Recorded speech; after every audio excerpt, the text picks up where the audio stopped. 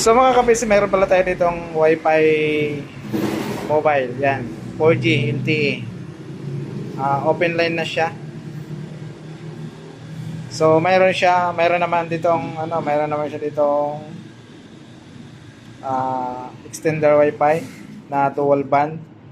So kung gusto mo ng dual band na internet, tapos ang gamit mong internet dito, so i-connect mo lang to dito para magkaroon ka ng dual band. Yan. So kung gusto mo naman na maraming makakonect o malakas yung Wi-Fi, dito ka sa EC1 to. So murang-mura lang to dito sa Albay, dito sa Daraga.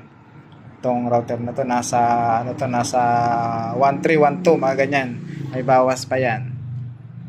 So ito pala yung natin, ang pinaka offer itong LTE na mobile. So kung sa area nyo wala pang internet, so ang kailangan nyo ng ganito na LTE, open line na siya. So kung ano yung pinakamalakas na signal sa inyo, yun ang bilhin mong network. So para lumakas yung signal nya, bibili ka lang ng ganito na access point extender router. Ito naman, pwede rin siyang gawin access point, pwede siyang repeater extender. Yan. So pag ginamit mo tong internet na to, itong mobile wifi na to, itong 4G na to, pag ginamit mo to, so pag magkaroon ka ng internet dito, mo na siya, i-access mo lang ito. So pag na-access mo na to sa kanya, magkakaroon na to ng ng signal, itong isa na to. Kung ito yung i-combine mo dito. Kung ito naman, ganun din ang process. Mo siya.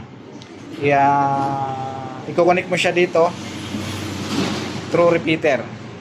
Yan. So pag na-connect na siya dito, malakas na yung internet mo, yung wifi mo. So mayroon ka pang 5G.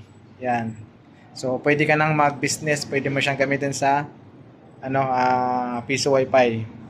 Itong mobile na to. Yan. Yan. So ang pakita ko sa inyo, yan. Mayroon na siyang saksakan na 4 na port. Yan.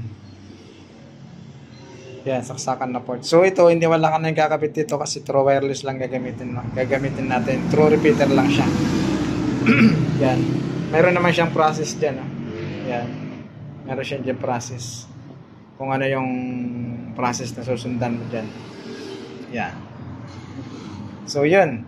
So dahil dito makakonek ka na ng router dito.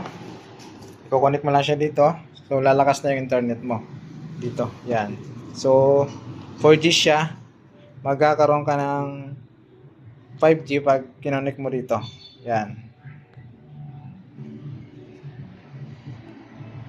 Yan. So pwede ka na gumamit ng piso wifi. So mayroon na bibiling Gomo SIM, yung Globe, kung sakaling Globe yung signal mo. Malakas yung Globe sa area mo. Mayroon na bibiling Globe SIM na 700 lang monthly.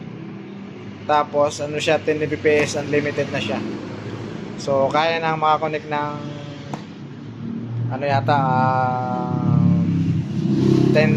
10 client. Pwede na. Yan. So 10 client dito, para dito 10 client. Dito 10 device. Di ko pa sure kung pag na-connect mo siya dito, baka mas lalong kayong device na na pwedeng ma-connect dito. Kasi dito limit lang 10 to 8 client, 10 to 8 device lang dito. Pero pag na-connect mo na to dalawa na to, di ko alam kung yung client dito na magko-connect dito, hindi ko alam kung mag-offer sa dito sa limit setting. Hindi ko lang sure. Okay? So sa maghahanap ng mobile wifi, mayroon tayong available dito sa Daraga Albay. Thank you.